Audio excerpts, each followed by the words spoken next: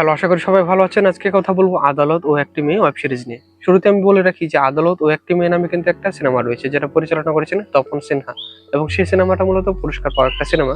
এবং সেই সিনেমার কন্টেন্ট হচ্ছে যে একজন তরুণ বয়সী মেয়েকে দেখা যায় যে উচ্চবিত্ত বা ধনী একদল পুরুষ র্যাপ করে, গ্যাং র্যাপ করে মূলত। এবং সেটা নিয়ে সেই মেয়ে কিভাবে এটার বিচারের জন্য বিভিন্ন জায়গায় দৌড়ঝাঁপ করে এবং দোষীদের শাস্তির জন্য চেষ্টা করে, সেটার উপর বেস করে তৈরি করা হয়েছে সিনেমা আদালত ও একটি মেয়ে। আর আজকে আমি কথা বলবো কমলেশ্বর মুখার্জি পরিচালিত ওয়েব সিরিজ আদালত ও একটি মেয়ে ওয়েব সিরিজ নিয়ে, যেখানে লিড রোল প্লে করেছেন কৌশানী মুখার্জি। তো আমি আজকে কথা বলবো আদালত ও একটি ওয়েব সিরিজটা কেমন হয়েছে, পরিচালক ওয়েব সিরিজের মাধ্যমে আমাদের সামনে আসলে কি দেখাতে চেয়েছেন বা কি দেখানো হয়েছে, এবং এটার কয়েকটা ভালো মন্দ সাইড নিয়ে। শুরুতে আমি যদি বলি আদালত ও একটি মেয়ে ওয়েব সিরিজটা কেমন হয়েছে, সেটা আমি যদি বলি তাহলে বলবো এটা একটা এভারেজ মানের কাজ, তবে গোছানো কাজ। অনেক সময় দেখা যায় যে ইন্ডিয়ার যেসব ওয়েব সিরিজ রয়েছে সেখানে অনেক ধরনের ক্যারেক্টার এনে তারপর একটা খিচুড়ির মতন পাকিয়ে ফেলে অধিকাংশ সময়। আর যেগুলো খুব গোছানো হয় সেগুলোতে গল্প যদি আপনি আইডিয়া করতে পারেন বা নাও পারেন, কিন্তু সেটা খুব ভালো কাজ হয়। তবে অনেক সময় দেখা যায় যে সেটা বাংলাদেশি কন্টেন্ট হোক বা ইন্ডিয়ান কন্টেন্ট হোক, এই কন্টেন্ট গুলা কি অনেক সময় দেখা যায় আমাদের আশপাশের কিছু ঘটনাগুলা এমন করে উপস্থাপনা করে যে সেই গল্পটা আমরা দেখার সময় বুঝতে পারি যে সামনে কি হবে, অথবা এই ঘটনার ভিকটিম কে অথবা ভিকটিমকে কে এই কন্ডিশনে ফেলেছে, এগুলো আমরা বুঝতে পারি। তাও গল্পটা দেখি, কেননা গল্পটা এরকম কাহিনী আমাদের সামনে উপস্থাপন করে যে গল্পটা আমরা রিলেট করতে পারি। ওয়েব সিরিজের প্লটটা হচ্ছে এরকম যে কৌশানী মুখার্জি একটা কর্পোরেট জব করে, যেখানে তার কাজ করতে গিয়ে প্রায় দেখা যায় যে রাত হয়ে যায়, এবং রাতের পরে দেখা যায় যে সে বিভিন্ন পার্টি, বন্ধুদের সাথে আড্ডা এগুলা করতে গিয়ে বাড়িতে ফিরতে রাত হয়, এবং তার বাড়ির লোকজন এটা স্বাভাবিকভাবে মেনে নিচ্ছে। আর এটা মেনে নিতে গিয়ে দেখা যায় যে আরো কিছু টুকিটাকির ব্যাপার রয়েছে, যেগুলো মানুষ কি খুব সহজে কৌশলের মতন অ্যাভয়েড করতে চেষ্টা করে, মনে করে যে এগুলো তেমন ব্যাপার না। যেমন হচ্ছে কর্পোরেট লাইফে কিন্তু অনেক ধরনের ঝামেলা সৃষ্টি হয়। এর মধ্যে একটা ঝামেলা হচ্ছে, সেটা কর্পোরেট লাইফ হোক বা বাইরের দুনিয়া হোক, যে কোনো জায়গা হয় এটা। এখানে যেহেতু কর্পোরেট লাইফের প্লট দেখানো হয়েছে, সেই হিসেবে এখানে কৌশিনী মুখার্জি যে বস রয়েছে যারা, তারা একটু মেয়েদেরকে হ্যারাস করতে পছন্দ করে, এরকম একটা বস রয়েছে। সে যদিও ওইরকম বেশি ইন্টেন্সি বা ইন্টিমেসি করার মতন মোডে থাকে না বা ওইরকম সিরিয়াস না, তাও দেখা যায় যে কি মানুষের সামনে সে ফ্লার্ট করতেছে অথবা বিব্রত করে হ্যারাসমেন্ট করছে, যেগুলা কি আসলে না করলে ভালো হতো। আবার দেখা যায় যে যখন মেয়েরা রেগে যায় বা প্রায় সময় বিভিন্ন মানসিক চাপের কারণে বা অফিসের চাপের কারণে বিভিন্ন সবার সাথে বিভিন্ন সময় রাগ দেখায়, সেটাও কিন্তু অনেক সময় পুরুষদের ক্ষেত্রে, যারা অফিস কলিগ রয়েছে অথবা বস রয়েছে, তাদের ক্ষেত্রে কি নেগেটিভ প্রভাব ফেলে।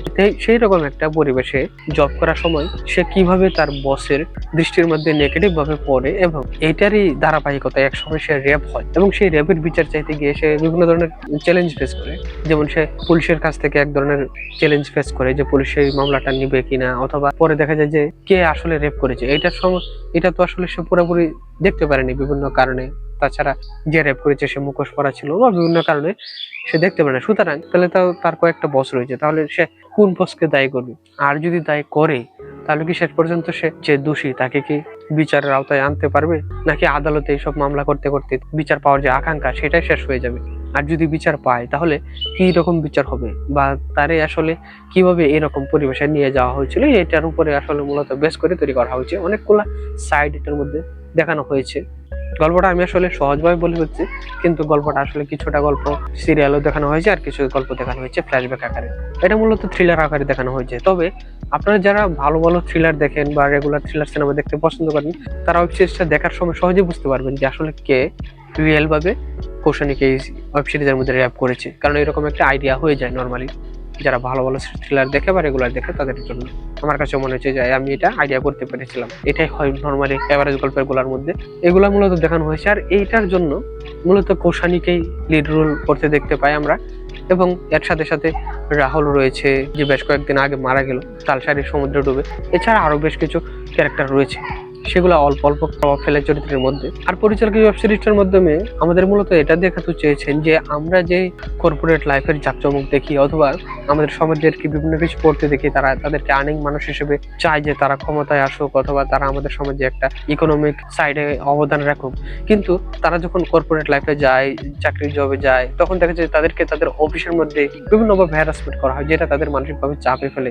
আবার অনেক সময় দেখা যায় যে মেয়েরা সুন্দর ড্রেস পরলে তাদেরকে বোল্ড বলে, অথবা বোল্ড বলতে গিয়ে দেখা যায় যে পরবর্তীতে কি এসব পোশাক পরার কারণে যখন মেয়েরা রেপ হয় তখন উল্টা মানুষ, এমনকি মেয়েদের নিজেদের ফ্যামিলি পর্যন্ত, যেমন করে ওয়েব সিরিজের মধ্যেও দেখানো হয়েছে যে মেয়েদের ফ্যামিলির মানুষেরা পর্যন্ত মেয়েদেরকে উল্টাকে ব্লেম করে যে তোমার এইসব পোশাকের কারণে কি রেপের শিকার হয়েছে। আদতে যদি আপনি বাস্তবিক ব্যাপার দেখেন তাহলে দেখবেন যে রেপ আসলে সবসময় মেয়েদের জন্য হয় না, এটা মেয়েদের কারণে হয়, ছেলেদের কারণে হয়, দুটো দিকেরই সমস্যা থাকে।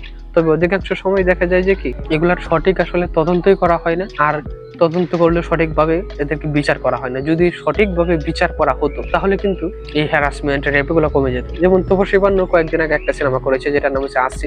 সেই আশি সিনেমাতে দেখানো হয়েছে যে এভারেজে ইন্ডিয়াতে ৮০টা রেপ হয়, এবং সেগুলোর মূলত রিপোর্টে যেগুলো আসে সেই হিসাবে আসে, এছাড়া কত মানুষের রেপ হয়। আবার এই ফ্রেজের মধ্যে আর একটা ডায়লগের মাধ্যমে দেখানো হয়েছে যে একটা মেয়ে বলতেছে ইন্ডিয়াতে প্রতি ঘন্টায় এভারেজে 50টা মানুষকে, মেয়ে মানুষকে হ্যারাস করা হয়, টিজ করা হয়। আর এর চেয়ে 3 গুণ বেশি মানুষকে কি হ্যারাস করা হয় যারা রিপোর্টই করে না। এইরকম খারাপ অবস্থা আমাদের সমাজে। সমাজ বলতে শুধু ইন্ডিয়ান সমাজের কথা না, ইন্ডিয়া, পাকিস্তান, বাংলাদেশ, এই সব সমাজে শুধুমাত্র এদেরকে শাস্তি বা কঠোর শাস্তির আওতায় আনতে না পারার কারণে। শাস্তি পেলেও কি খুব অল্প মানুষই শাস্তি পায়, যদি তারা দরিদ্র হয়। আর যদি প্রভাবশালী হয় তাহলে তো শাস্তির আওতার মধ্যেই আসে না, এর আগে সবকিছু শেষ হয়ে যায়। আর এই ওয়েব সিরিজের মধ্যে কয়েকটা নেগেটিভ সাইড বলবো, সেটা হচ্ছে এই গল্পটা আসলে আমাদের আশপাশের গল্প, কিন্তু এই ধরনের গল্প আমরা ভালো উপস্থাপনার মাধ্যমে অনেক দেখি এবং এই গল্পটা মোটামুটি গোছালো। তবে গল্পটা কি আইডিয়া করা যায় যে এরপরে কি হতে পারে বা এরপরে কি কি হবে। আর আরেকটা ব্যাপার হচ্ছে আমরা মূলত থ্রিলার গুলো যখন দেখি, সেটা থ্রিলার সিনেমা হোক বা ওয়েব সিরিজ হোক, সেটা বেশি এনজয় করে যদি সেটার মধ্যে টান টান উত্তেজনা থাকে। কিন্তু এই গল্পটা কি খুবই স্লো, কয়েকটা প্রথম 2টা বা 3টা পর্ব দেখা গিয়েছে যে খুবই স্লো গল্পটা এগিয়েছে। এটা মনে হয় আর একটু বেশি টান টান উত্তেজনার মধ্যে থাকলে আমাদেরকে আরো বেশি এঙ্গেজেবল করে রাখতে পারতো, সেটা হয় না, যে কারণে গল্পটা আমাদের কাছে ধীরস্থির মনে হয়েছে অনেকটা। আরেকটা ব্যাপার হচ্ছে যে ওয়েব সিরিজের মধ্যে দেখা যায় যে খুব দ্রুতই শেষ দিকে এসে গল্পটা শেষ করে ফেলার জন্য যে রেপ করেছে সেই লোকটাকে খুব সহজেই তারা ধরে ফেলে, এবং সেও কি এটার তেমন প্রতিবাদ করে না, সমস্ত দোষ স্বীকার করে নেয়, যেহেতু তার বিরুদ্ধে সব আনিত